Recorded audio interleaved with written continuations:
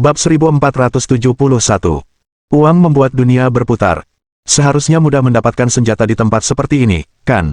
Dalam kesan Lin Yi, Ruxia adalah negara yang melegalkan senjata api. Seharusnya tidak sulit untuk membeli barang-barang ini. Itu benar, tapi ada banyak persyaratan yang sulit, kata Ning Ce. Pertama-tama, Anda tidak boleh memiliki catatan kriminal. Kedua, Anda harus memiliki dokumen yang membuktikan identitas Anda. Dengan kata lain, kartu identitas Anda. Kami berdua tidak memilikinya, tetapi bisa saja dipalsukan. Namun, di negara asing, tidak baik bagi kami untuk mengungkapkan identitas kami. Ditambah dengan waktu yang terbatas, opsi ini tidak akan berhasil. Selain itu, meskipun kamu berhasil mendapatkan identitas palsu, kamu hanya bisa membeli barang-barang seperti senapan atau senapan mesin ringan. Ini tidak bisa disembunyikan. Pistol dilarang keras di sini, jadi masalah ini tidak sesederhana yang kamu kira. Lin Yi mengusap dagunya. Kalau begitu, situasinya agak sulit. Ning Ce mengangkat alisnya. Tapi ekspresimu menunjukkan dirimu. Kurasa kau sama sekali tidak terburu-buru. Jangan bilang begitu. Lagi pula, kita belum pernah ke sini, kata Lin Yi. Apakah kamu pernah ke sini sebelumnya? Aku sudah beberapa kali ke sini. Aku berenang di sungai bersama orang-orang Ruxian itu selama musim dingin. Aduh, kalau kamu mau berenang di musim dingin, kamu bisa saja pergi ke Dongsan. Apa perlu ke sini? Jangan ingatkan aku. Aku di sini untuk sebuah misi, dan setelah misi selesai, aku tidak punya kegiatan apapun, jadi aku pergi berenang bersama beberapa orang. Setelah berenang, aku hampir mengalami menopause sedini karena kedinginan. Untungnya, Yulo menemukan seorang praktisi pengobatan tradisional Huaxian untukku, kalau tidak, sel telurku pasti sudah layu. Lin Yi diam-diam mengacungkan jempol padanya. Ini prestasi yang mengesankan. Meskipun pistol dilarang, kita seharusnya bisa mendapatkannya melalui beberapa jalur khusus, kan? Huaxia memang negara yang melarang senjata api, tetapi beberapa orang masih bisa mendapatkannya. Di sini pun sama saja. Bahkan, mungkin lebih mudah lagi. Kita bisa menemukan mereka di pasar gelap, tapi identitas kita tidak dipercaya di sini. Kemungkinan besar tidak ada yang mau membantu kita menghubungi mereka. Tapi masih ada harapan, kan? Itu benar. Bisakah Anda menghubungi seseorang mengenai hal ini? Itu akan sangat mudah. Aku hanya perlu mencari toko senjata yang sedikit lebih besar. Mereka semua punya saluran tersembunyi. Tapi, apakah kau bisa meyakinkan mereka atau tidak, itu tergantung kemampuanmu. Ayo pergi. Kita lakukan sekarang. Setelah berkemas sebentar, mereka berdua keluar dari hotel dan mencari bank terdekat untuk menukarkan beberapa rubel. Setelah itu, mereka pergi mengurus urusan mereka. Dipandu oleh sopir taksi, mereka berdua tiba di sebuah toko senjata bernama Erosa. Toko itu sangat besar dan terbagi menjadi dua lantai, masing-masing seluas lebih dari 200 meter persegi. Lantai pertama terutama menjual perlengkapan lapangan, sedangkan lantai kedua menjual senjata. Lin Yi dan Ning Ce naik ke lantai 2 dan menemui petugas. Apakah bosmu ada di sini? Setelah memasuki toko, Lin Yi berbicara dalam bahasa Ruxian yang sempurna. Dia ada di sana. Pelayan itu menunjuk ke sebuah sudut. Lin Yi dan Ning Ce melihat seorang pria parubaya gemuk sedang memegang kulit rusa dan menyekap pistol di tangannya. Halo, saya ingin membeli pistol. Berjalan di depan pria parubaya itu, Lin Yi tidak membuang waktu dan memberitahunya tujuan perjalanannya. Maaf, kami tidak menjual barang-barang itu di sini. Silakan lihat barang-barang kami yang lain. Saya butuh bantuanmu untuk menghubungi orang-orang yang membutuhkan. Pria parubaya itu dengan hati-hati mengamati Lin Yi dan Ning Ce, ingin membacanya. Namun, ekspresi mereka tidak berubah sama sekali. Mereka tidak membiarkan pihak lain melihat apapun. Maaf, saya tidak tahu tentang ini. Anda bertanya pada orang yang salah. Lin Yi tersenyum dan menyerahkan kartu bank kepada pria parubaya itu. Ada 50 juta rubel di sini untuk membeli informasi yang Anda miliki, kata Lin Yi. Kamu cuma punya waktu setengah menit untuk mempertimbangkan. Kalau tidak, aku akan tanya orang lain. 50 juta. Jelaslah bahwa bos setengah baya itu tidak bisa tetap tenang setelah mendengar tentang jumlah uang yang begitu besar. Bagi seorang Ruxian yang depresi, ini adalah jumlah uang yang sangat besar. 10 detik tersisa. Lin Yi menghitung perlahan, 10, 9, 8, 3, 2. Berhenti, berhenti, berhenti. Aku bilang padamu. Lin Yi melempar kartu banknya dengan santai. Kata sandinya 000000. Bos parubaya itu sangat berhati-hati. Ia memeriksa kartu bank dan lega mendapati uangnya benar-benar ada. Saya percaya pada ketulusanmu, tetapi ada beberapa hal yang mungkin belum kamu ketahui, jadi saya ingin memberitahumu terlebih dahulu. Kamu orang Huaxian. Ada batasan untuk membeli barang di sini, kata bos parubaya itu. Orang-orang yang menjual senjata akan mengujimu. Hanya ketika kamu dikenali oleh mereka, mereka akan bersedia menjual barangnya kepadamu. Beginilah aturannya. Bahkan jika kamu pergi ke tempat lain, kamu akan diuji seperti ini. Jika mereka tidak mengujimu, itu berarti mereka mencoba menipumu. Jangan tertipu. Apakah itu termasuk diskriminasi? Tentu saja tidak. Bos Parubaya itu mengangkat bahu. Kalau orang-orang Meiguo dan Sunrise Land itu, kami tidak akan menjual mereka sama sekali. Haha, aku baik-baik saja dengan itu. Bos setengah baya itu terkekeh, jika Anda merasa tidak mampu mendapatkan apa yang Anda butuhkan, Anda dapat mengambil kembali kartu bank itu. Tidak apa-apa. Katakan saja bagaimana cara menghubungi orang-orang itu. Kamu bisa pergi ke Arrobar di Jalan Arbat dan cari pria bernama Li Fei. Dia punya koneksi di daerah ini. Li Fei, seorang Huaxian. Ya, Arrobar dibuka oleh orang Huaxian. Dia pemilik bar dan punya reputasi di daerah setempat. Karena kamu orang Huaxian, akan lebih mudah bagimu untuk berkomunikasi, kata bos paruh baya itu. Saya bisa menghubunginya untuk Anda sehingga dia bisa menerima Anda. Terima kasih, bos. Mendengarkan bos setengah baya itu, mereka berdua pergi naik taksi ke Arrobar di Jalan Arbat. Bagaimana perasaanmu? Apakah orang tua itu baik-baik saja? Orang-orang dari ras brutal itu semuanya berpikiran satu arah. Mereka sangat jujur dan tidak akan main-main. Lin Yi mengangguk. Selama percakapan, dia juga mengamati mata dan tindakan bosnya, tetapi dia tidak melihat ada yang salah. Jalan Arbat, Arrobar. Dibandingkan dengan tempat-tempat di Huaxia, ukuran bar tersebut paling-paling hanya biasa saja dan tidak terlalu mencolok. Namun, yang menarik adalah di luar pintu masuk tergantung dua lentera merah besar, sehingga memberikan tampilan yang sangat meriah. Meskipun barnya tidak terlalu luas, ada cukup banyak orang di dalamnya. Kebisingannya bahkan dapat terdengar dari luar. Karena pemilik bar itu adalah orang Huaxian, sebagian besar orang yang datang ke sini untuk bermain adalah orang Huaxian, dan bahkan ada banyak pelajar di dalamnya. Suasana di dalam bar sangat meriah. Beberapa penduduk setempat terlihat menenggak vodka seolah-olah sedang berlomba. Mereka tampak seperti bisa mati minum kapan saja. Dua orang sedang duduk di depan meja bar. Mereka adalah pemilik bar, Li Fei, dan saudaranya, Li Dong. Saudaraku, kudengar seseorang akan datang nanti, kata Li Dong sambil memegang segelas anggur. Bab 1472. Kau yakin ingin aku menembak duluan? Li Dong adalah adik Li Fei. 10 tahun yang lalu, ia menyusul Li Fei ke Moxco dan menjadi terkenal. Karena keahliannya dalam tembak-menembak, ia menjadi terkenal di daerah setempat. Ivan memperkenalkannya kepada kami. Katanya dia dari Huaxia dan sepertinya cukup kaya. Dia akan segera ke sini. Mari kita lihat bagaimana situasinya. Li Fei kurus dan tidak tinggi. Dari luar, dia sama sekali tidak tampak menonjol. Namun, selama bertahun-tahun, dia mengandalkan ketangguhannya untuk mengukir nama dan memantapkan posisinya di sini. Karena kita berada di pihak yang sama, apakah perlu waspada? Itu aturan. Kau tidak bisa melanggarnya. Saat mereka sedang berbincang, seorang gadis Ruxian berbikini menghampiri mereka. Bos, ada dua orang Huaxian yang mencarimu. Apakah itu pria dan wanita? Ya, gadis itu berkedip. Dia sangat tampan. Li Fei mengangguk. Biarkan dia datang ke sini. Beberapa menit kemudian, Lin Yi dan Ning Che berjalan menuju Li Fei. Dia mengamati mereka berdua. Sosok dan penampilan Ning Che membuat mata Li bersaudara berbinar. Sosok seperti itu bahkan lebih eksplosif daripada wanita Ouzone dan Mei Guan.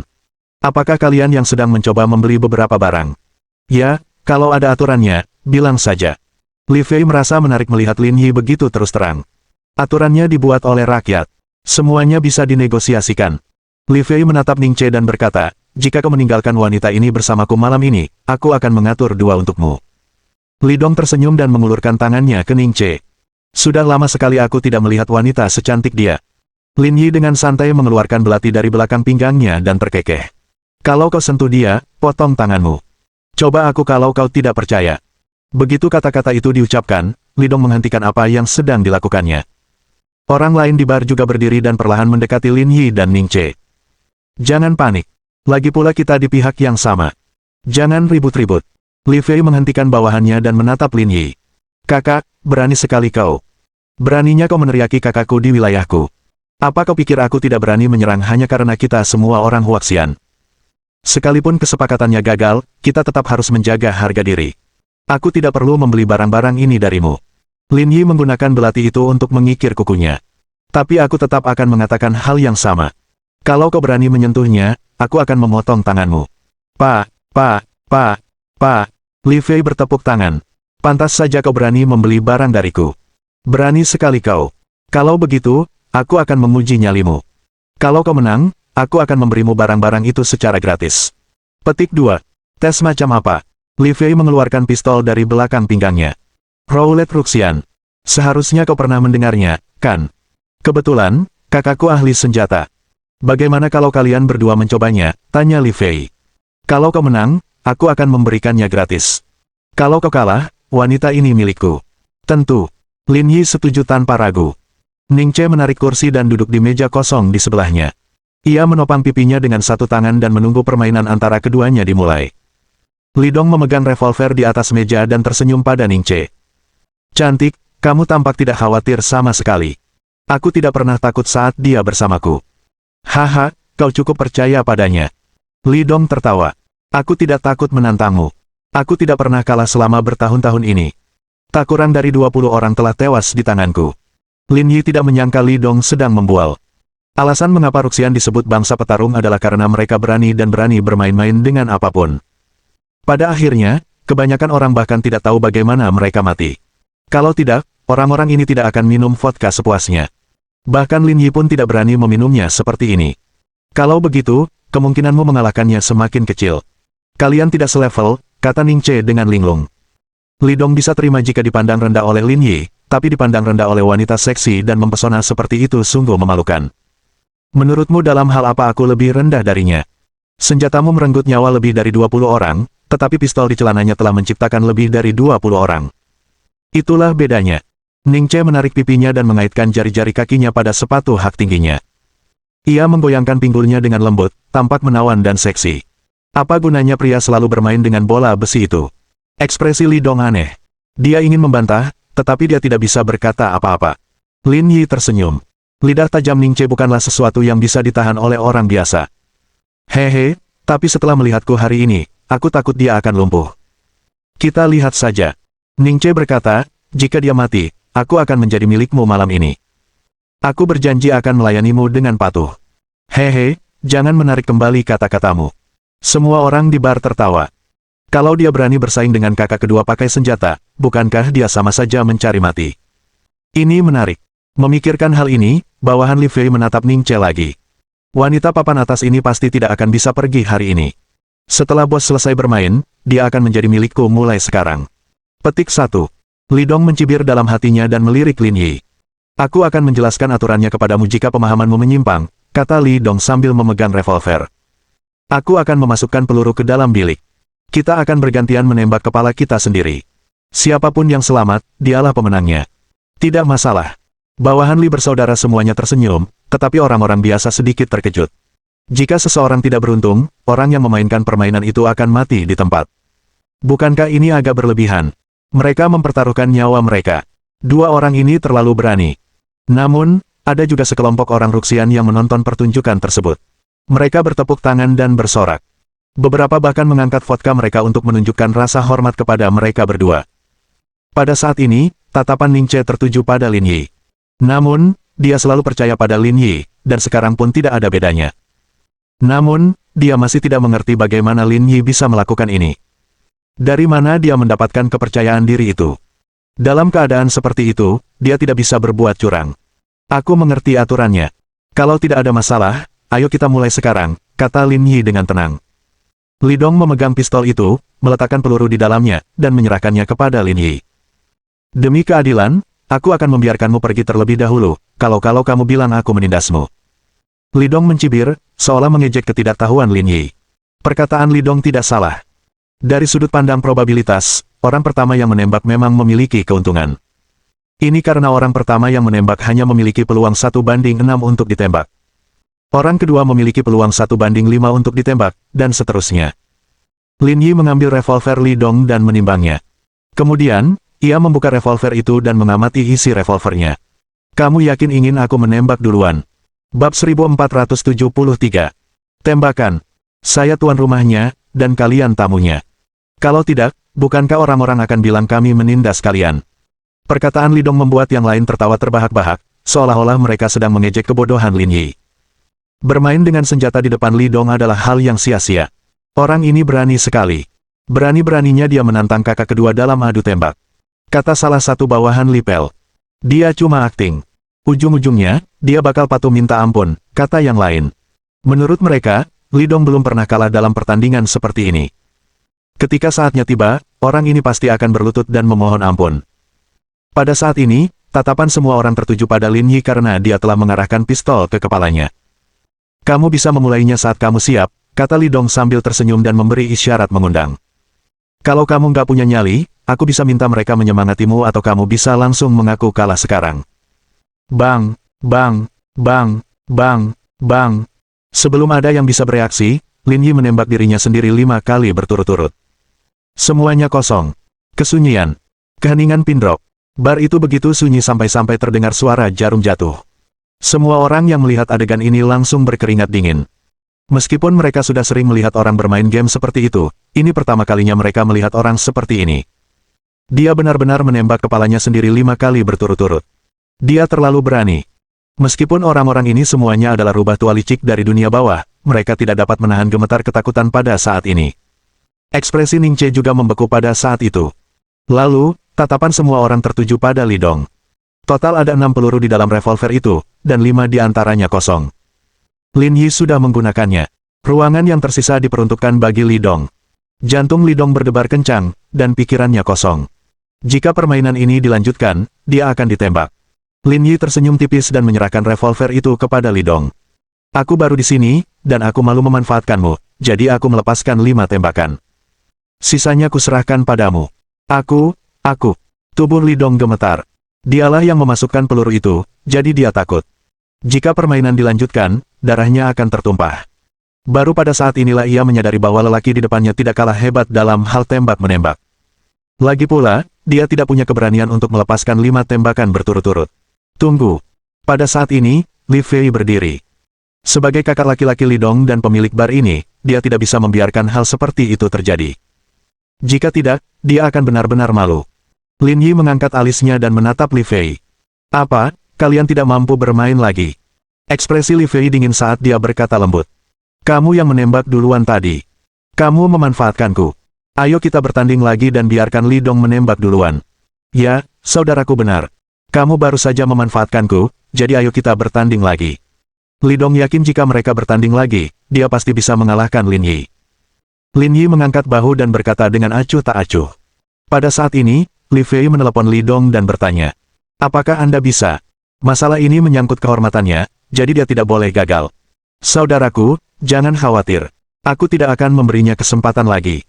Melihat saudaranya begitu percaya diri, Li Fei tidak mengatakan apapun lagi.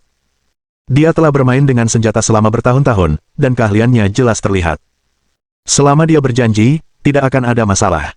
Dan kali ini, dialah yang akan menembak lebih dulu. Alih-alih mengaku kalah, pihak lawan akan mati. Sudah siap. Aku akan menembak duluan kali ini, kata Li Dong dengan percaya diri. Selama kamu siap, aku akan bermain denganmu. Li Dong menyipitkan matanya. Dia baru saja menang 1 ronde karena keberuntungan, tapi dia sudah begitu sombong. Kalau dia tidak memberinya pelajaran, orang ini tidak akan tahu betapa luasnya langit dan bumi. Dor. Keduanya bergantian melepaskan 5 tembakan, tetapi peluru terakhir tersisa untuk Lin Yi. Pada saat ini, semua orang di bar menahan napas karena ini berarti peluru terakhir di pistol itu pasti peluru sungguhan. Apa yang harus kita lakukan sekarang? Ekspresi Ning Che berubah muram. Permainan ini telah mencapai momen paling kritis. Waktu terus berdetak. Ning Che tetap tidak bergerak di kursinya. Meskipun dia gugup, dia percaya bahwa Lin Yi punya cara untuk menghindari bahaya. Seperti yang dikatakannya, jika dia tidak memiliki beberapa keterampilan, dia tidak akan hidup sampai hari ini. Ekspresi Li Fei menjadi sombong saat bibirnya membentuk senyuman dingin. Kau yakin ingin terus bermain? Kalau kau mengaku kalah, masalah ini selesai. Tinggalkan istrimu dan aku akan mengirimnya kembali besok pagi. Karena saya berani bermain, tentu saja saya tidak takut dengan hal-hal ini. Pada saat ini, sesuatu yang tidak terduga terjadi. Lin Yi tidak mengakui kekalahannya, malah mengarahkan pistolnya ke kepalanya. Adegan ini mengejutkan semua orang di bar. Apa yang coba dia lakukan? Tidakkah dia tahu bahwa hanya ada 1 peluru yang tersisa di pistolnya? Jika dia berani menembak, hanya kematian yang menantinya. Di bawah tatapan semua orang, Lin Yi menarik pelatuknya tanpa ragu. Bang! Suara tembakan terdengar. Namun, tidak ada adegan berdarah. Lin Yi masih berdiri di sana. Tembakan kosong. Bagaimana ini mungkin? Li Dong berteriak tak terkendali. Aku yang memasukkan pelurunya sendiri. Pelurunya tidak boleh kosong. Semua orang tak percaya. Mereka semua melihat revolver berisi peluru, tapi sekarang kosong. Bagaimana dia melakukannya? Di bawah tatapan semua orang, Lin Yi membuka tangannya dan peluru dari revolver muncul di tangannya. Lin Yi berkata dengan acuh tak acuh, dengan kemampuan menembakmu, jangan mempermalukan dirimu di depanku. Jarak di antara kita terlalu jauh. Semua orang di bar menatap Lin Yi dengan kaget. Tidak ada yang tahu bagaimana dia bisa mengambil peluru itu. Li Dong merasa malu.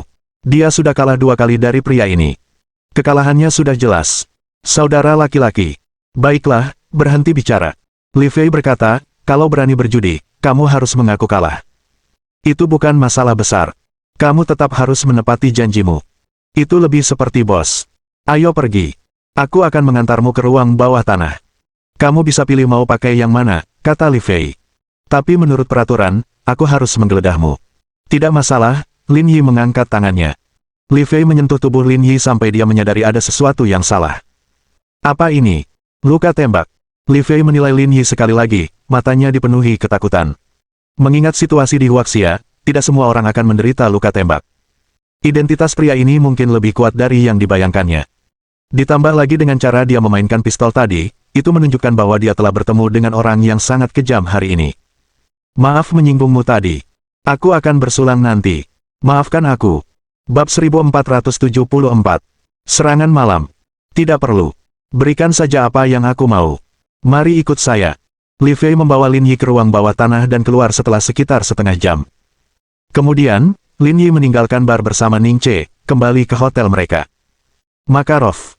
Ning Che memainkan 2 senjata yang dibawa Lin Yi. Masih bagus, tapi agak ketinggalan zaman. Puaslah. Orang-orang ini tidak punya banyak kemampuan.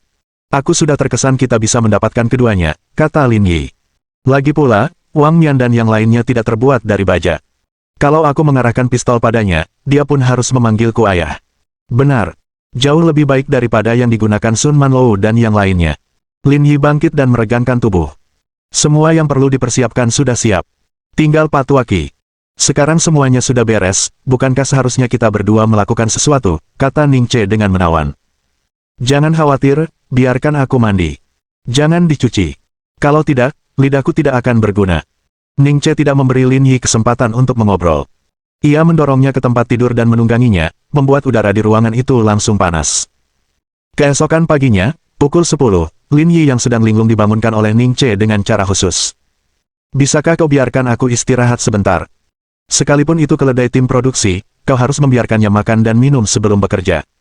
Kita minum dulu sebelum makan.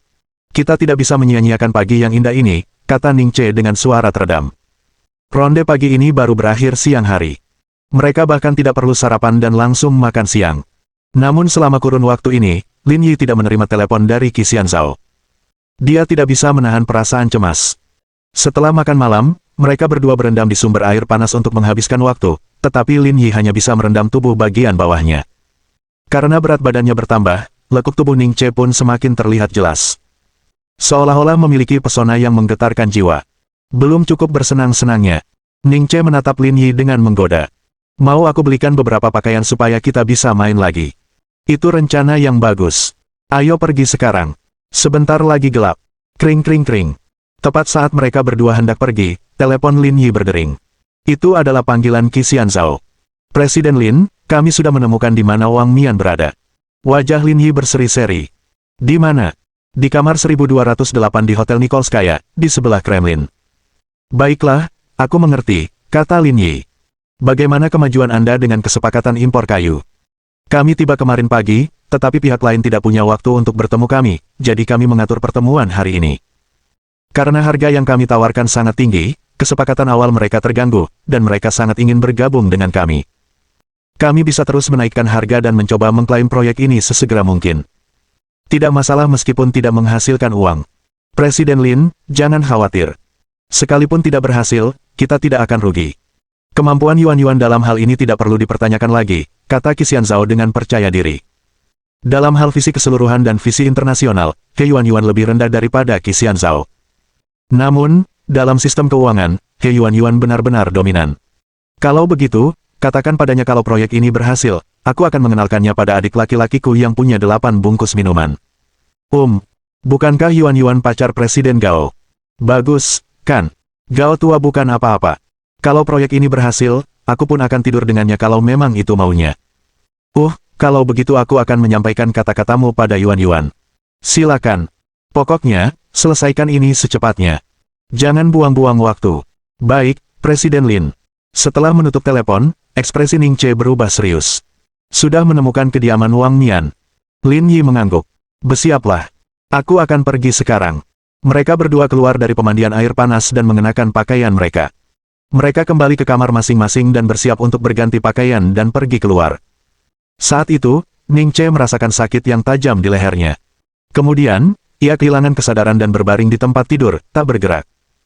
Menggerakkan tubuh Ning Che, Lin Yi mendudukkannya, membungkus tubuhnya dengan erat, mengenakan masker, dan berjalan keluar hotel dengan kepala tertunduk. Meskipun keluarga Wang tak lagi sejaya dulu, seekor unta yang kelaparan masih lebih besar daripada seekor kuda. Keluarga Liang mampu bersaing dengan mereka, tetapi keluarga Ning tak mampu. Jika dia membiarkannya ikut, dia pasti akan ditekan oleh keluarga Wang di masa depan, jadi Lin Yi tidak ingin Ning Che terlibat. Dia harus pergi sendiri. Kemudian, Lin Yi mengeluarkan kain kasa dan obat antiinflamasi yang telah dibeli sebelumnya, lalu mencuci dan mengganti perban pada lukanya. Ia kemudian membungkusnya kembali dengan erat agar tidak kehilangan tenaga. Setelah semuanya beres, Lin Yi naik taksi ke Hotel Nikolskaya sesuai alamat yang diberikan Qixian Zhao kepadanya. Desain hotelnya sederhana namun megah. Sebagai hotel bintang 5 yang tersohor, ditambah dengan pencahayaan lampu sorot, dampak visual Hotel Nikolskaya sepadan dengan harganya yang tinggi. Di luar hotel, Lin Yi menarik tudung jaketnya dan memasukkan tangannya ke dalam saku. Ia menundukkan kepala dan berjalan tanpa suara. Akhirnya, ia pergi ke pintu belakang hotel dan menemukan kamera pengawas di luar. Lalu, ia menghancurkannya. Kemudian, saat tidak ada orang di sekitar, Lin Yi mendobrak pintu belakang dan menyelinap ke dalam hotel. Setelah memasuki pintu, Lin Yi memasuki lift dengan ekspresi tenang, seolah-olah dia adalah seorang pengusaha dalam perjalanan bisnis. Tak lama kemudian, Lin Yi naik lift ke lantai 12 dan berjalan menuju kamar Wang Mian. Kamar 1208. Lina membawakan secangkir kopi seduh untuk Wang Mian. Tuan muda. Wang Mian menyeruput kopi dan menelepon. Aku sudah lama pergi, dan tidak ada kabar sama sekali. Ternyata dia masih hidup. Yah, lumayan juga. Dia mungkin masih akan meninggal suatu hari nanti. Sementara itu, semuanya baik-baik saja di pihak saya. Negosiasi sudah dalam tahap akhir, dan hari ini pihak lawan mengalami beberapa masalah, jadi mereka menunda negosiasi hingga besok. Ngomong-ngomong, Anda bisa tenang saja, tidak ada masalah di sisi bisnis. Saya sangat menantikan kabar baik, kata Wang Mian sambil tersenyum. Tetap saja, kita pernah bekerja sama di Brigade Garda Pusat sebelumnya. Karena hal besar seperti itu terjadi padanya, aku harus pergi dan melihatnya. Aku juga bisa mengirimkan karangan bunga atau semacamnya. Kalau begitu, aku tutup dulu. Tetap berhubungan ya. Setelah menutup telepon, Wang Mian dalam suasana hati yang baik. Keberuntungan Lin Yi sungguh luar biasa. Dia tidak mati. Bukankah Sun Manlou mengatakan bahwa dia sudah menyingkirkannya? Tanya Lena. Wang Mian berdiri dan meregangkan badan. Kalau tidak, kenapa mereka bilang dia beruntung? Dia masih hidup setelah mengalami luka tusuk yang fatal dan berhasil diresusitasi. Saya dengar lengannya yang terluka berisiko diamputasi. Hasilnya lumayan. Bab 1475. Kehancuran. Sepertinya Sun Manlou bukan orang yang bisa diandalkan. Dia gagal dalam tugas sekecil itu 2 kali berturut-turut, kata Lena. Aku akan senang jika dia bisa membunuh Lin Yi. Tapi, tidak masalah jika dia gagal. Lagi pula, dia terlalu lemah dibandingkan dengan Lin Yi, kata Wang Mian. Tapi, aku sudah sangat puas dia bisa melakukan ini. Lagi pula, Lin Yi sekarang lumpuh. Setelah urusan di sini selesai, apakah kamu ingin aku kembali dan menyelesaikan pekerjaan ini? Sudah terlambat sekarang, kata Wang Mian. Dengan masalah sebesar ini, Liang Ruoxu dan orang-orang dari Brigade Garda Pusat pasti akan bertindak dan melindunginya. Jika kau diam-diam bertindak, kau mungkin akan mengungkap kami. Jika itu terjadi, semuanya akan sia-sia. Saya mengerti. Ngomong-ngomong, apakah ada kabar dari Sun Manlou? Belum. Kurasa dia sudah hilang sejak malam itu, kata Lena. Saya agak khawatir. Kalau dia ditemukan oleh Brigade Garda Pusat, saya khawatir itu akan merugikan kita. Kau tidak perlu khawatir tentang itu. Keluarga kita masih memiliki orang-orang di Brigade Garda Pusat. Mereka belum bergerak untuk menangkap Sun Manlou, tetapi kau harus bergegas dan mencoba menemukannya. Meskipun itu tidak akan memengaruhi keluarga Wang, lebih baik membunuhnya terlebih dahulu. Aku mendapatkannya. Dentang, dentang, dentang. Tepat saat mereka berdua tengah berbincang, terdengar ketukan di pintu. Siapa itu? Kata Lena. Halo, ada masalah dengan tagihan hotel Anda, saya akan datang untuk memeriksanya. Pria yang berdiri di luar pintu berbicara dalam bahasa Tuxian yang sempurna. Petugas hotel bilang ada masalah dengan tagihan layanan, Tuan Muda, Lina menerjemahkan. Ada masalah dengan tagihannya. Wang Mian mengangkat kepalanya dan tidak menganggapnya serius. Keluar dan lihat apa yang terjadi. Lina berbalik dan berjalan menuju pintu, lalu mencondongkan tubuh ke lubang intip untuk melihat. Dia menyadari bahwa pelayan hotel membelakanginya saat merapikan barang-barang di keranjang peralatan di belakangnya. Lina tidak banyak berpikir saat membuka pintu, tetapi dia berdiri di ambang pintu, tidak bergerak sedikit pun untuk membiarkannya masuk. Apa masalahnya? Sebelum dia bisa menyelesaikan bicaranya, Lina melihat pelayan yang membelakanginya tiba-tiba menyerbu masuk.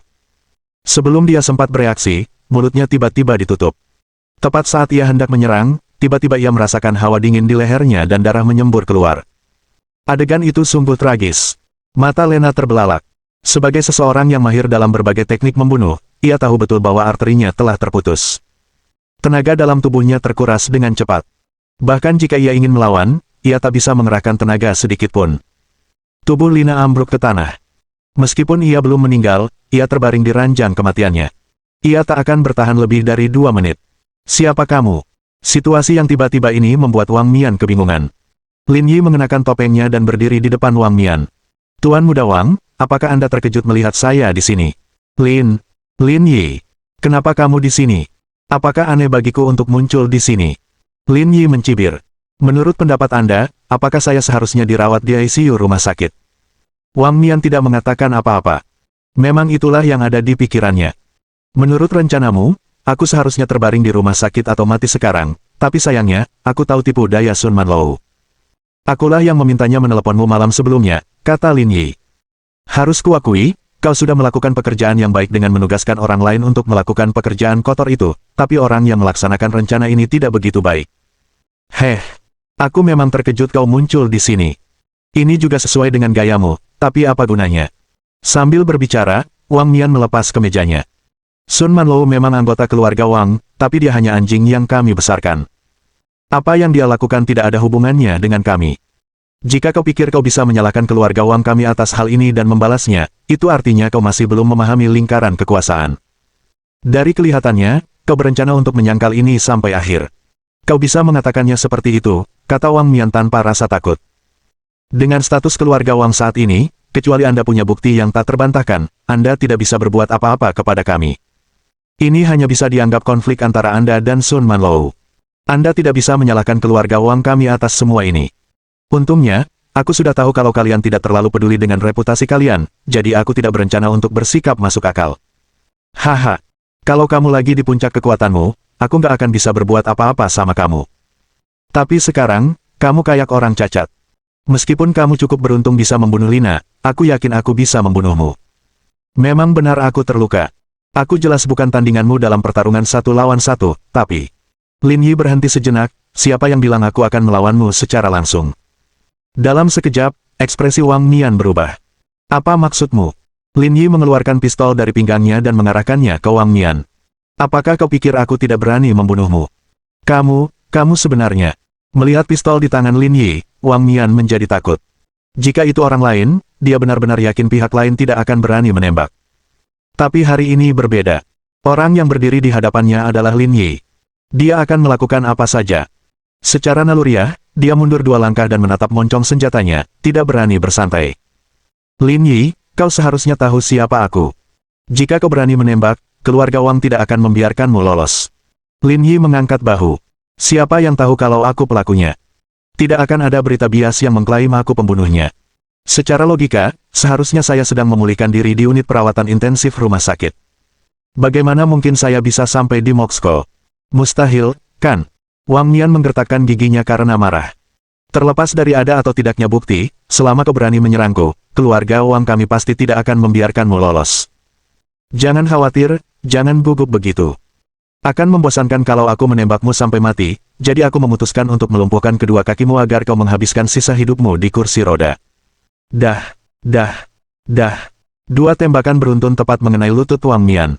Darah menyembur keluar dari lubang-lubang itu, Wang Mian menjerit dan langsung jatuh ke tanah. Karena Lin Yi berani menunjukkan warna aslinya di depan Wang Mian, dia sudah siap untuk mengungkapkan rahasianya. Bukannya dia tidak berani membunuh Wang Mian, dia hanya merasa lebih menarik memaksa orang sombong seperti dia duduk di kursi roda seumur hidupnya daripada membunuhnya secara langsung. Lin Yi. Mata Wang Mian memerah. Niat membunuh terpancar dari matanya. Jika aku, Wang Mian, tidak membunuhmu, aku bersumpah aku bukan manusia. Saatnya menyelesaikan dendam lama dan baru. Gunakan semua kemampuan keluarga Wangmu. Aku, Lin Yi, akan menunggumu. Dengan itu, Lin Yi mengenakan topengnya lagi dan meninggalkan ruangan. Bab 1476. Kemarahan sampai mati. Setelah meninggalkan ruangan, Lin Yi menutup pintu. Dia melihat sekeliling dan menyadari tidak ada yang memperhatikan tempat ini. Kamera pengawas yang rusak tidak menarik perhatian petugas pemeliharaan. Semuanya aman. Setelah memastikan tidak ada masalah, dia mendorong kereta dorong dan berjalan keluar hotel. Ketika dia kembali ke kediamannya, dia mendapati Ning Che sudah bangun. Ia memegang sebatang rokok di tangannya, sementara lantai dipenuhi puntung rokok. Setidaknya ada selusin puntung. Kamu sudah bangun. Bagaimana tidurmu?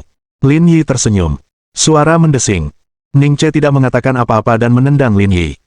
Yang terakhir tidak dapat bereaksi tepat waktu dan terlempar oleh tendangan Ning Che, bahkan meja di belakangnya hancur berkeping-keping. Ada apa? Kenapa kamu begitu marah? Aku ingin sekali membunuhmu. Ning Che mengumpat, kenapa kau memukulku sampai pingsan? Kalau aku takut, aku tidak akan ikut denganmu. Bukan itu yang kupikirkan. Lin Yi menepuk-nepuk debu di tubuhnya. Bukan masalah besar. Aku bisa mengatasinya sendiri. Kau tidak perlu ikut denganku. Enyahlah, enyahlah. Aku terlalu malas mendengarkan penjelasanmu. Lin Yi merasa ada yang tidak beres. Dia sudah mengenal Ning Che begitu lama, tapi ini pertama kalinya dia melihatnya semarah itu. Baiklah, baiklah, baiklah. Ini salahku, kata Lin Yi. Semuanya sudah beres. Kemasi barang-barangmu dan pergi sekarang. Kita tidak bisa lama-lama di sini. Semuanya sudah dikemas, kata Ning Che dengan wajah dingin. Dia tahu standar Lin Yi, dan ketika dia ada di dekatnya, tidak ada yang tidak bisa dia tangani. Karena dia dapat kembali hidup-hidup, itu berarti masalahnya telah terselesaikan. Dia hanya perlu menyiapkan segalanya terlebih dahulu. Ayo kita lakukan sekarang. Ning Che memutar matanya ke arah Lin Yi.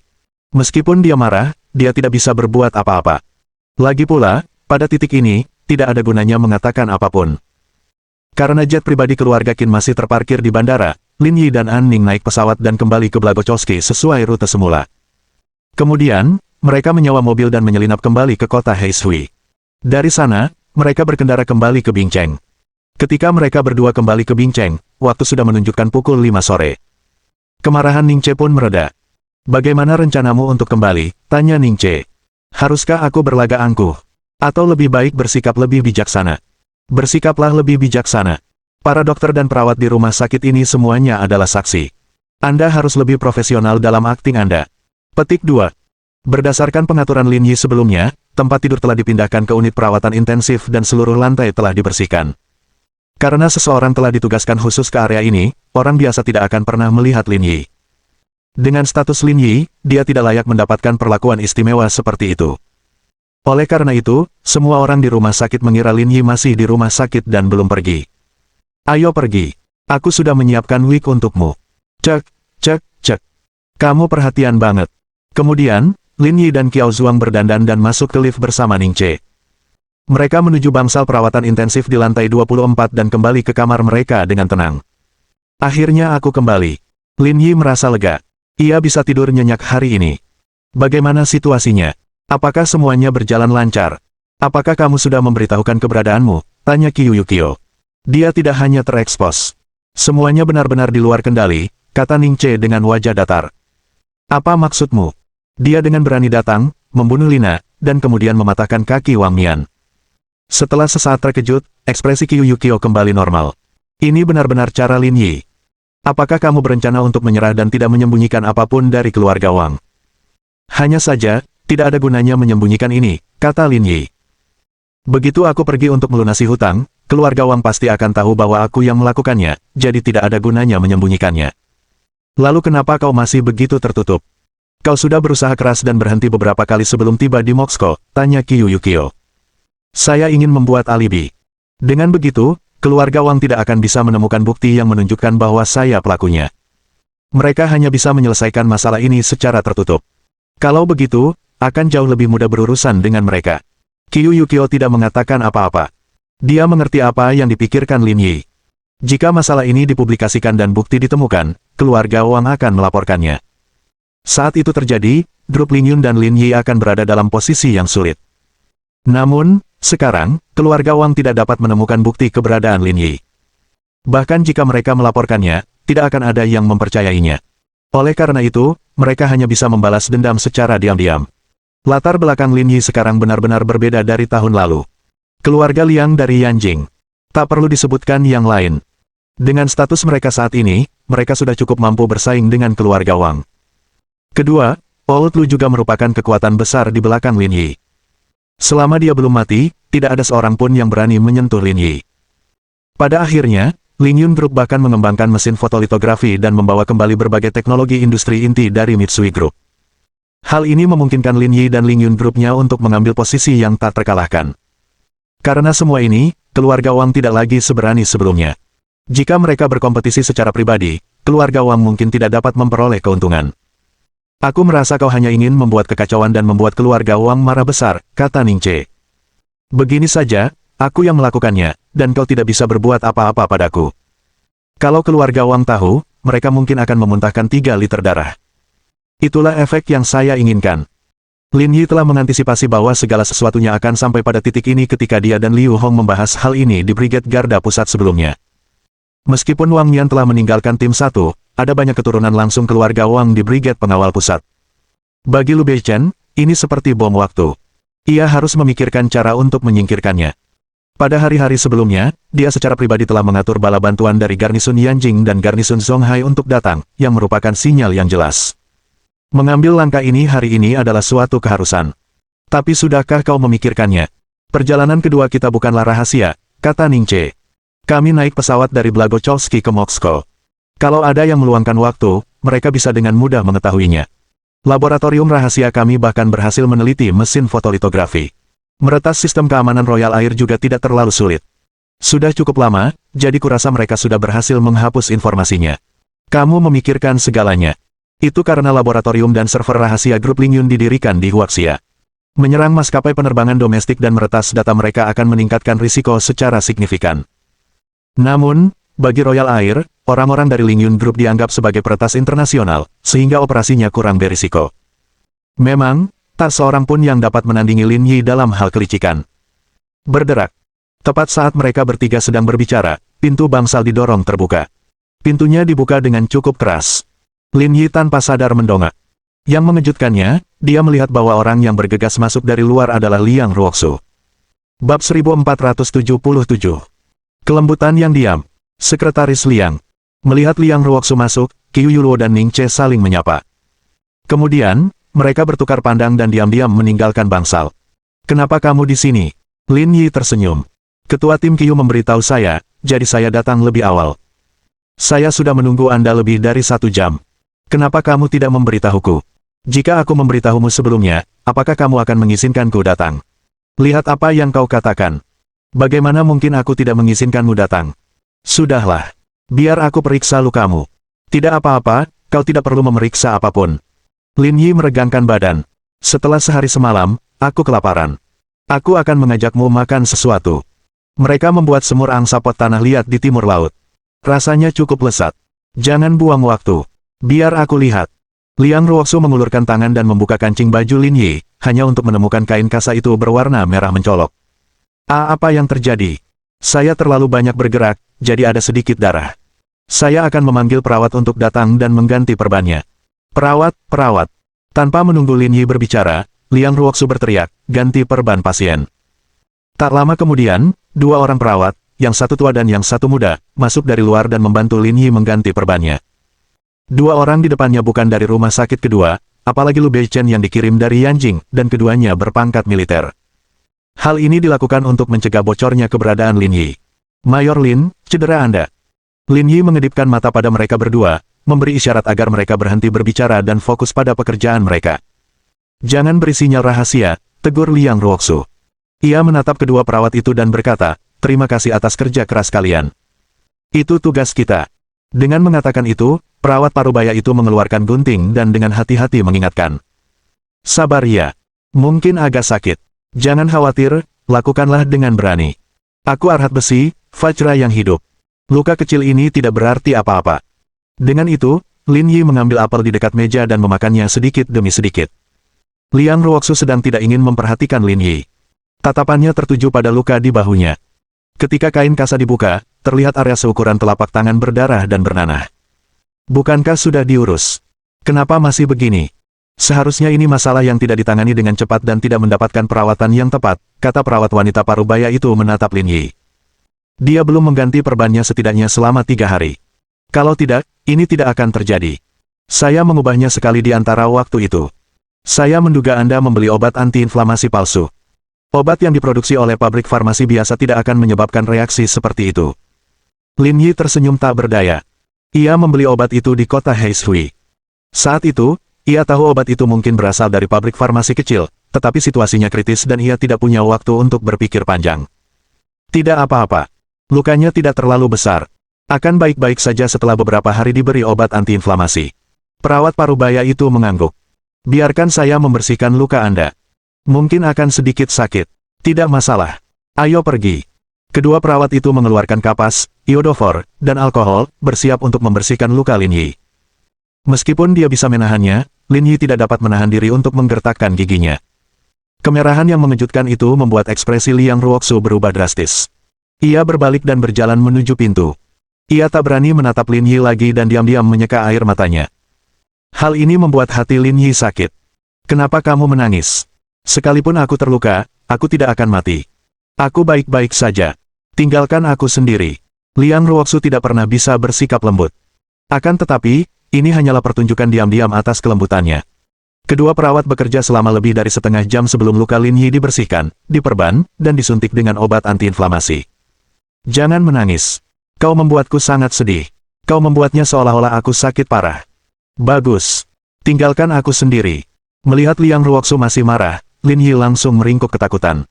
Setelah diteteskan, aku akan mengajakmu makan angsa rebus dalam panci tanah liat. Ada apa denganmu? Kau hanya tahu cara memikirkan makanan, tegur Liang Ruoxu dengan mata indahnya. Tetaplah di sini dengan patuh. Aku akan meminta seseorang untuk membelikan apapun yang ingin kamu makan. Tapi aku benar-benar lapar. Aku belum makan daging selama beberapa hari, kata Lin Yi. Minta seseorang mengirimiku barbecue, kaki domba panggang, dan sebagainya. Mereka akan membuatku kelaparan. Tunggu saja. Aku akan meminta seseorang untuk membelinya. Liang Ruoxu keluar dari kamar. Lin Yi mengeluarkan ponselnya dan mengirim pesan kepada An Ning dan Li Sijin, memberitahu mereka bahwa ia baik-baik saja. Ia tidak mengatakan apa-apa lagi. Lalu dia menelepon Ji Qingyan lagi. Tuan Lin, apakah Anda berencana untuk segera kembali? Tanya Ji Qingyan. Sepertinya waktunya sudah semakin dekat. Ada sedikit masalah di sini, jadi mungkin butuh beberapa hari lagi. Lin Yi menghitung tanggalnya. Sekitar 2 hari lagi, pelatihan akan berakhir. Perjalanannya ke timur laut pun hampir berakhir. Akan tetapi, dia tidak ingin kembali terlalu cepat dan lebih memilih untuk mengambil waktu lebih lama guna memulihkan diri dari luka-lukanya, karena dia tidak ingin Ji Qingyan menyadarinya terlalu cepat. Baiklah kalau begitu, kata Ji Qingyan lemah. Tapi kukatakan padamu, kalau kau berani pulang dengan tangan kosong lagi, aku akan membuatmu tidur di sofa. Jangan khawatir, aku sudah menyiapkan segalanya untukmu. Benarkah? Apa yang kamu beli? Tak perlu dikatakan lagi, itu akan menjadi hadiah dari timur laut. Mawah, jangan bikin aku penasaran. Katakan apa itu? Aku membelikanmu bulu cerpelai. Kualitasnya bagus. Dengan bentuk tubuhmu, kamu pasti akan terlihat sangat bagus memakainya. Saya tinggal di Zonghai sepanjang tahun. Kira-kira saya bisa pakai cerpelai atau tidak? Aku merasa kamu hanya berbohong padaku dan belum benar-benar menyiapkan apapun. Lin Yi terkekeh. Kalau begitu jangan tanya. Ketahuilah aku tidak akan kembali dengan tangan kosong. Sebaiknya jangan. Ji Qingyan menjawab dengan nada agak angkuh. Ngomong-ngomong, apa ide di balik pengiriman Yuan-Yuan dan yang lainnya ke Ruxia untuk urusan impor kayu? Kurasa Lingyun Group tidak terlibat dalam urusan semacam itu, kan? Ini proyek yang sedang saya kerjakan bersama orang lain. Tujuannya untuk mendapatkan bantuan. Tidak ada cara untuk memberitahu Ji Qingyan tentang hal ini, jadi Lin Yi memilih untuk mengabaikannya. Saya mengerti. Di masyarakat saat ini, bantuan memang sepadan dengan tujuannya. Itulah intinya. Setelah membicarakan hal-hal serius, mereka melanjutkan dengan membahas hal-hal yang tidak penting. Semuanya adalah hal-hal sepele. Mereka mengobrol lebih dari setengah jam sebelum menutup telepon. Pada saat ini, Liang Ruoxu masuk dari luar. Lin Yi tidak menganggapnya kebetulan. Dia mungkin tahu dia sedang menelepon, jadi dia tidak masuk. Lagi pula, keduanya memiliki kesepahaman diam-diam dan tidak menyebutkan masalah ini. Apakah masih sakit? Areanya sudah dibersihkan, tidak sakit lagi. Melihat perban di bahu Lin Yi dan infus di kepalanya, Liang Ruoxu tiba-tiba merasa iri pada Ji Qingyan. Lin Yi telah memberikan seluruh kelembutan hidupnya kepada wanita itu. Mungkin tidak akan ada orang lain dalam hidupnya yang akan menerima perlakuan istimewa seperti itu. Bab 1478. Awal dari krisis. Jangan terlalu dipikirkan, kata Lin Yi. Di hatiku, kalian semua sama. Separuh hidupku adalah miliknya, dan separuhnya lagi adalah milikmu. Mata indah Liang Ruoxu berputar ketika kata-kata Lin Yi tepat sasaran. Ia tampak malu. Kau tahu setengahnya milikku, tapi kau masih ceroboh. Lihat betapa parahnya lukamu. Dokter sudah bilang kau masih bisa mempertahankan lengan ini adalah berkah tersembunyi. Kalau lukanya agak miring, lengan ini pasti sudah lumpuh. Tapi separuh yang terluka ini bukan milikmu, kata Lin Yi. Separuh ini milik Ji Qingyan. Separuh milikmu masih utuh. Dengan itu, Lin Yi mengangkat lengannya yang lain dan memperlihatkan otot-ototnya kepada Liang Ruoxu. Aku tidak menyombongkan diri, tapi aku bisa mengangkatmu dengan satu tangan. Bahkan saat ini, kamu masih belum serius. Setelah dihibur oleh Lin Yi, suasana hati Liang Ruoxu membaik pesat. Tapi ini terakhir kalinya. Jangan keluar dan berlarian lagi nanti. Baiklah, 1-11 mendengarkanmu. Liang Ruoxu juga tahu bahwa Lin Yi tidak akan dikendalikan oleh siapapun. Dia hanya mengatakan ini untuk membuatnya bahagia. Kring kring kring. Pada saat ini, telepon Liang Ruoxu berdering. Itu adalah video WeChat dari Shen Sui. Kamu masih di Bingcheng. Bagaimana kondisi Lin Yi? Liang Ruoxu membalikkan kamera, dan Lin Yi melambaikan tangannya sambil tersenyum. Terima kasih atas perhatianmu, Bibi Shen. Lukaku tidak serius. Aku akan pulih dalam 10 hari hingga setengah bulan. Saya dengar ada sesuatu yang terjadi pada keluarga Wang. Bagaimana Anda menghadapi Wang Mian? Aku membunuh orang bernama Lina itu. Lalu, Wang Mian membuatku melumpuhkan kedua kakinya. Dia harus menghabiskan sisa hidupku di kursi roda. Shen Sui dan Liang Ruoxu sama sekali tidak terkejut. Hal ini sangat sesuai dengan gaya Lin Yi. Kenyataannya, mereka sudah menduga hasil ini. Jika dia tidak beruntung, orang yang akan mati adalah Lin Yi. Keluarga Wang tidak berperasaan, jadi Lin Yi tidak dapat disalahkan karenanya. Apakah keberadaanmu sudah diketahui? Tidak, aku sudah menghapus semua petunjuknya, kata Lin Yi. Dengan kata lain, hanya keluarga Wang yang tahu bahwa sayalah pelakunya. Tidak ada orang lain yang tahu. Baiklah, aku mengerti situasinya, kata Shen Sui. Istirahatlah dengan baik dan jangan pikirkan hal lain. Keluarga Liang dan tetua Lu akan mengurus masalah selanjutnya untukmu. Terima kasih, Bibi Shen. Lin Yi tidak berbasa-basi. Oh ya, ada hal lain yang perlu kukatakan padamu. Baru-baru ini, keluarga Wang sedang membahas kesepakatan impor kayu. Bibi Shen pasti sudah tahu, kan? Saya bersedia, kata Shen Sui. Ini berkaitan dengan sirkulasi ekonomi internal. Polygroup mereka berencana untuk berekspansi di dalam negeri dan memonopoli industri furnitur dan kayu dalam negeri. Huarun Group selangkah di belakang dan kalah inisiatif dari mereka. Lin Yi sangat terkejut. Ia pikir ini hanya kesepakatan biasa, tetapi ia tidak menyangka keluarga Wang akan merencanakan masa depan. Jika memang begitu, aku melakukan perbuatan baik secara kebetulan, kata Lin Yi. Saya sudah mengirim seseorang untuk menggagalkan kesepakatan ini. Saya rasa akan segera ada hasilnya. Grup Lingyun tidak punya urusan di area ini. Setelah negosiasi, kita butuh bantuan Bibi Shen untuk menanganinya. Kau membajak kesepakatan itu. Shen Sui dan Liang Ruoxu sama-sama terkejut. Mengapa semua yang dilakukannya begitu tidak terduga? Saya hanya ingin menamparkan wajah keluarga Wang, jadi saya tidak mempertimbangkan biaya dalam masalah ini. Pihak lain bukan orang bodoh, jadi mereka tentu saja bersedia bekerja sama dengan kita. Pak Tuaki bilang kita hampir selesai bernegosiasi. Kita akan mendapat jawaban dalam beberapa hari. Dasar bocah nakal, kata Shen Sui sambil tersenyum. Tapi bawahanmu memang tidak buruk. Mereka berbakat. Merupakan suatu kehormatan bagi mereka untuk dipuji oleh Bibi Shen. Baiklah, berhentilah menyanjungku. Istirahatlah yang cukup dan jangan pikirkan hal lain, kata Shen Sui. Setelah kita mencegat proyek itu, kita akan menanganinya secara diam-diam. Tapi, kalau grup Lingyunmu mau membesar-besarkan masalah ini, sebaiknya semua orang tahu. Seharusnya tidak masalah, kan? Tentu saja tidak masalah. Aku juga sedang berpikir begitu. Aku tahu kamu akan mempertimbangkan langkah ini. Sensui menyisir rambutnya. Baiklah, aku masih ada urusan. Aku tutup telepon dulu. Bibi-sen, silakan. Setelah menyelesaikan urusannya, Sensui menutup telepon, yang membuat Liang Ruoxu sangat gembira. Mengapa kamu mencegat bisnis keluarga Wang? Untuk mempermalukan mereka. Itu juga semacam asuransi untuk diriku sendiri, kata Lin Yi. Dulu, mereka selalu bertengkar kecil-kecilan secara diam-diam. Selain para petinggi, tidak ada yang tahu bahwa keluarga Wang telah runtuh, jadi di permukaan, mereka tetap melakukan apapun yang mereka inginkan. Dalam operasi ini, kedua belah pihak telah menanggalkan semua kepura-puraan keakraban dan mempublikasikan konflik tersebut. Ketika proyek ini dipublikasikan, semua orang akan tahu bahwa Lingyun Group telah mencuri bisnis Polygroup. Jika sesuatu terjadi padaku saat ini, tekanan opini publik akan menguntungkan kita. Keluarga Wang akan berada dalam posisi yang tidak menguntungkan dan tidak akan berani bertindak gegabah. Liang Ruoxu sangat mengagumi langkah Lin Yi. Segala sesuatunya dipertimbangkan dengan cermat. Tadi, ibunya meminta Lin Yi untuk mengumumkan masalah ini melalui telepon. Ibunya pasti sudah memikirkan hal ini dan mengingatkan Lin Yi. Kedua belah pihak berada pada gelombang yang sama. Liang Ruoxu cemberut. Kenapa aku tidak memikirkannya sebelumnya? Apa yang kau pikirkan seperti orang bodoh di sana? Tanyanya. Kaulah yang bodoh. Untuk menghindari mempermalukan dirinya sendiri, Liang Ruoxu bangkit dan memanggil perawat untuk mengganti perban Lin Yi. Untuk menghindari rasa malu, Liang Ruoxu berdiri dan memanggil perawat untuk mengganti perban Lin Yi. Tidak lama kemudian, barang yang dipesan Liang Ruoxu tiba. Kemudian, Lin Yi memanggil Qiu Yuluo dan Ning Che masuk. Mereka berempat makan malam mewah di rumah sakit. Setelah makan malam, mereka berempat mengobrol tentang situasi terkini. Meskipun ada bahaya di mana-mana, secara keseluruhan, masih sangat optimis. Dengan level keluarga Wang saat ini, mereka pasti akan bertindak.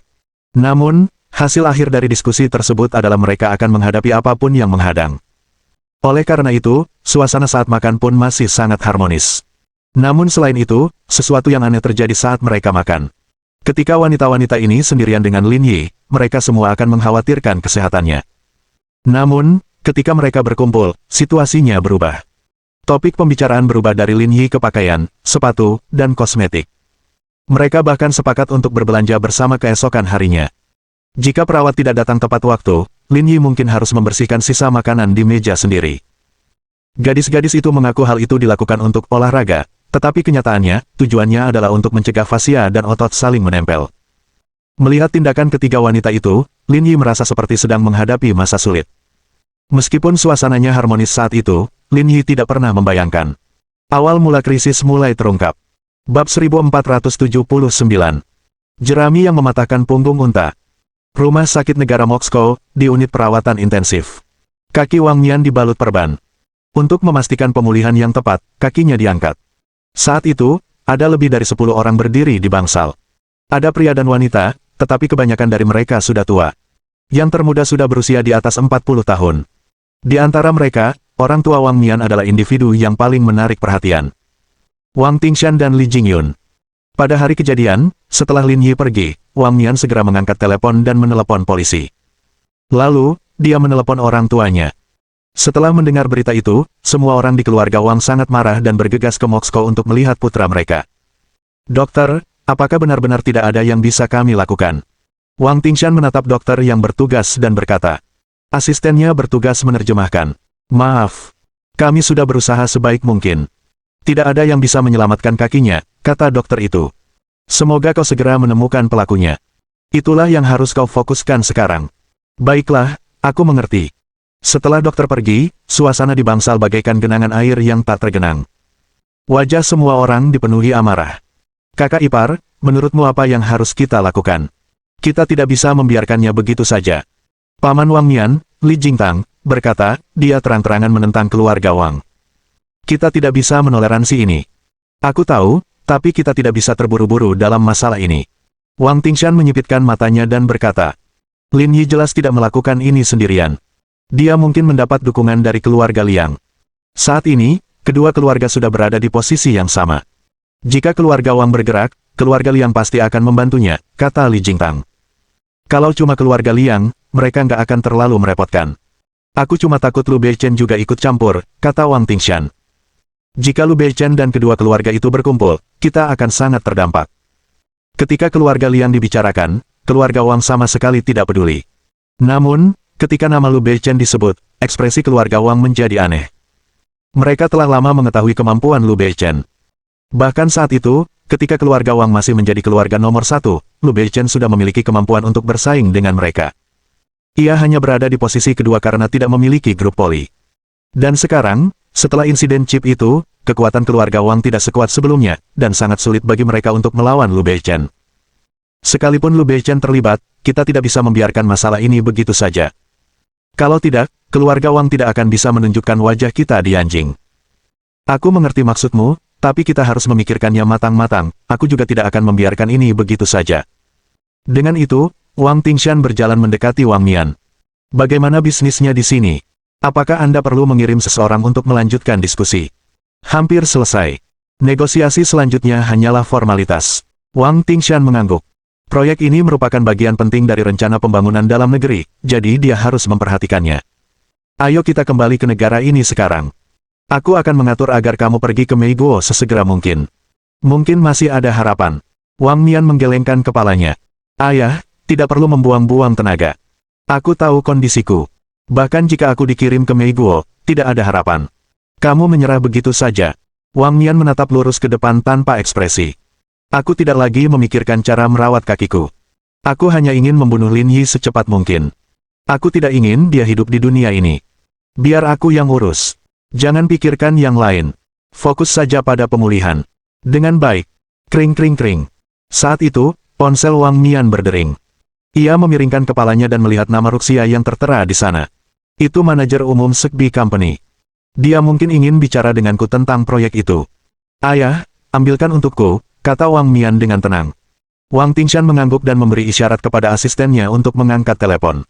Asistennya mengangkat telepon dan menyalakan layar. Tuan Wang, saya sekretaris Tuan Lemon. Ada yang ingin saya sampaikan tentang proyek yang kita bahas sebelumnya.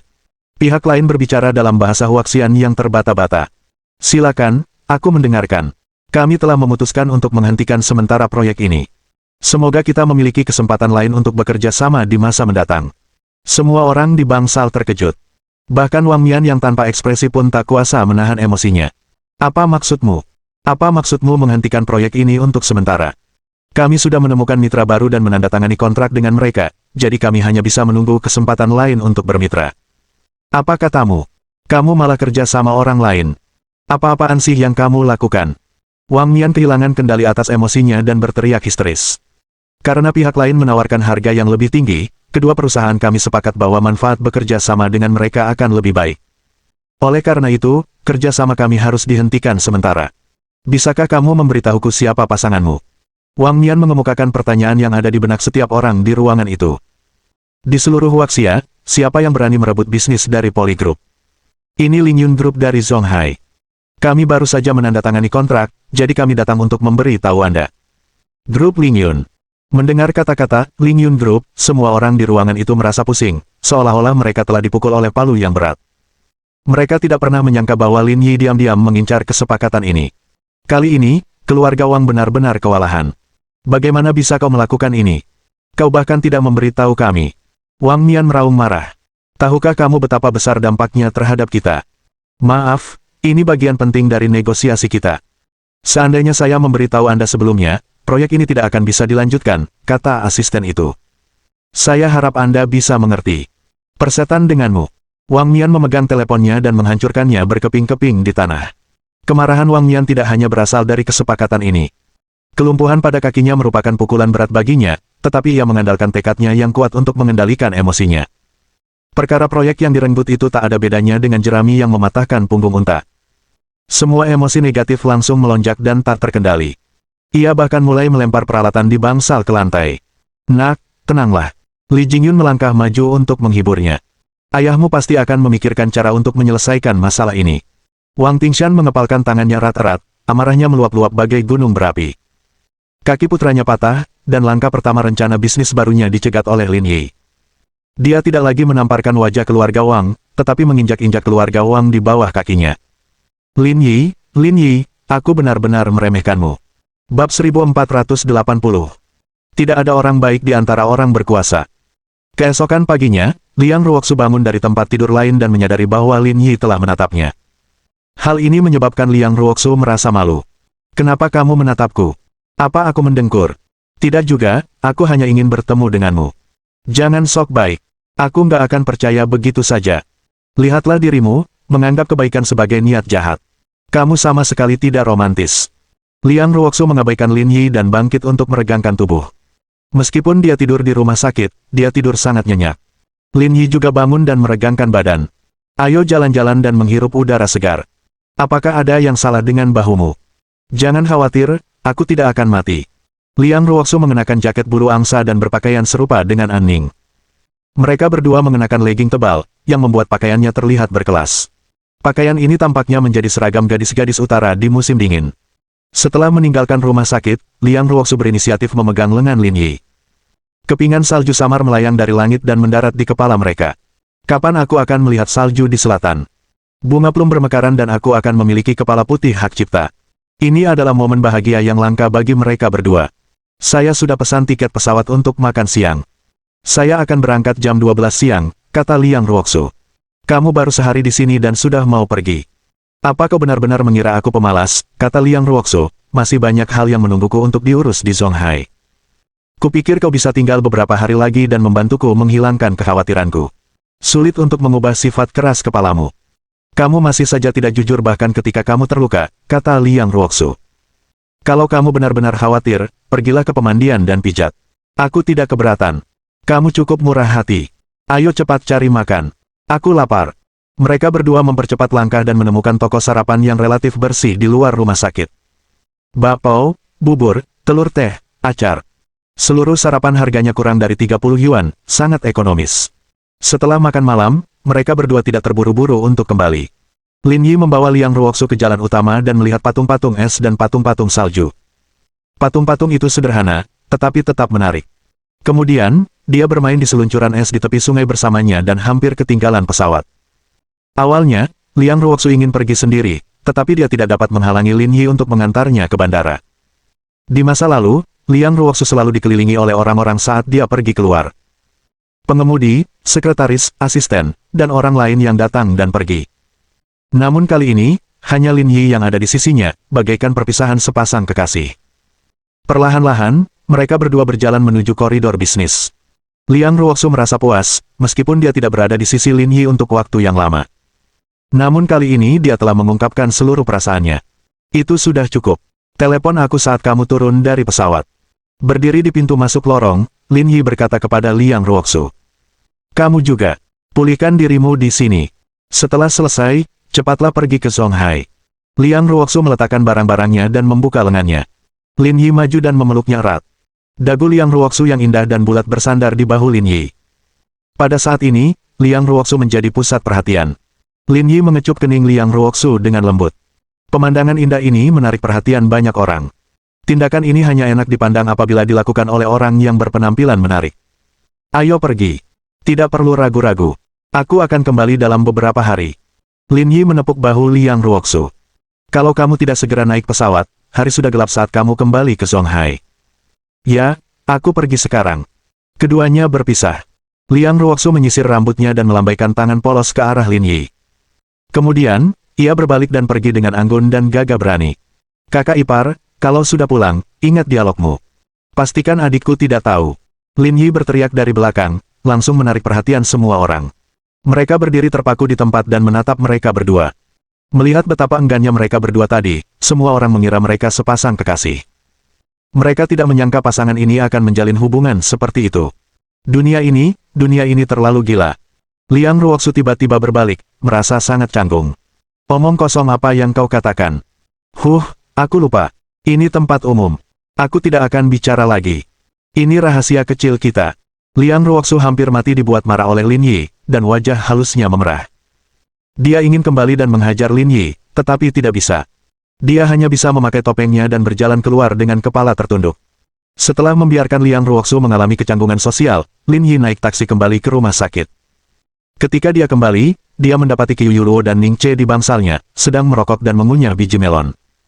Saya tidak akan berkomentar apapun tentang biji melon. Tapi, saya seorang pasien. Merokok tidak baik bagi saya. Aku akan membuka jendelanya agar kamu bisa bersenang-senang, kata Ning Che sambil tersenyum. Apakah sekretaris Liang sudah pergi? Tanya Qiu Yuluo. Saya baru saja mengantarnya pergi. Ada kabar dari bos Liu, kata Ning Che. Keluarga Wang tampaknya telah membawa Wang Nian kembali ke negara ini. Mereka bahkan menemukan dokter dari Meiguo, tetapi saya dengar kemungkinannya kecil. Saya sendiri seorang dokter. Apakah menurutmu saya akan memberinya kesempatan? Tanya Lin Yi. Tapi selain itu, sepertinya tidak ada pergerakan dari keluarga Wang, kata Ning Che sambil mengangkat bahu. Saya agak bingung. Selain mereka memulangkan Wang Nian, tidak ada pergerakan lain dari keluarga Wang. Seolah-olah tidak terjadi apa-apa. Keluarga Wang tidak bodoh. Mereka bisa menebak seberapa kuat Lin Yi, dan merekalah yang awalnya salah. Apakah mereka akan membiarkannya begitu saja? Qiu Yuluo mengatakan kemungkinan lain. Tidak ada orang baik di antara orang kaya dan berkuasa, kata Ning Che. Jika keluarga Wang benar-benar berpikir seperti itu, mereka tidak akan pernah bisa mencapai posisi setinggi itu. 99% orang di lingkaran ini najis. Tidak mungkin mereka menyerah begitu saja. Saya setuju dengan Ning Che, kata Lin Yi. Aku tidak hanya mematahkan kaki Wang Nian, tetapi juga mencuri bisnis keluarga. Jika mereka tidak melanjutkan masalah ini, mereka pasti akan menjadi bahan tertawaan di kalangan atas. Di masa depan, jika ada yang berani menginjak-injak mereka, keluarga Wang akan merosot dengan cepat. Karena itu, apapun yang terjadi, mereka akan membalas. Tapi sampai sekarang, belum ada pergerakan sama sekali. Itu bikin saya resah. Inilah ketenangan sebelum badai. Mereka juga tahu bahwa di belakang saya, ada keluarga Liang dan Lu Beichen, mereka juga tahu pengaruh saya di Kementerian Perindustrian dan Teknologi Informasi. Jika mereka bertindak gegabah, yang pada akhirnya akan menderita adalah keluarga Wang. Jadi, mereka perlu berhati-hati dalam bertindak. Lin Yi berbaring di tempat tidur dengan tangan di belakang kepalanya. Saya pikir keluarga Wang akan tetap diam untuk sementara waktu di masa depan, tetapi semakin lama mereka diam, semakin buruk bagi kita. Mohon dukungan dari omom ante-ante sekalian, buat subscribe atau sharekan novel Mimin ke Facebook kalian, agar channel Mimin bisa terus berkembang. Dengan begitu, Mimin bisa lebih semangat untuk up novel seru lain ke depannya. Buat teman-teman yang sudah subscribe dan sharekan novel Mimin, Mimin ucapkan terima kasih sebanyak-banyaknya.